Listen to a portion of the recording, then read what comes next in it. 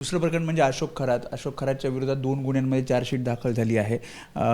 मृत्यूची भीती दाखवून लैंगिक अत्याचार केल्याचं उघड झालेलं आहे सगळ्यामध्ये. या सगळ्याकडे सुद्धा तुम्ही मंत्री म्हणून कसं बघता? हे बघ, अशोक खरातवर आता ते 2 चार्जशीट झालेत, जवळपास 1150 पानाचे आहेत त्या. म्हणजे पोलिसांनी डीपमध्ये जाऊन तपास केला हे निष्पन्न होतं आहे. आणि हे 2च प्रकरणात आहेत. त्याच्यावर जवळपास 10 गुन्हे आतापर्यंत नोंदवले गेलेले आहेत. म्हणून आणखीन गुन्ह्यामध्ये कशामध्ये त्याचा सहभाग आहे हे समोर येणार आहे. त्याच्या जीवाला भीती दाखवून वगैरे असं काही केले गेलेलं नाही. परंतु त्यांनी ज्या पद्धतीने महिलांना जबरदस्ती केली किंवा त्यांना भूलथापा दिलेल्या आहेत, त्याचा परिणाम हा समाजावर विक्षिप्तपर्यंत झालेला आहे. अनेक महिला आजही तोंड उघडायला तयार नाहीत. अनेक अधिकारी आहेत, अनेक राजकीय पुढारीसुद्धा आहेत.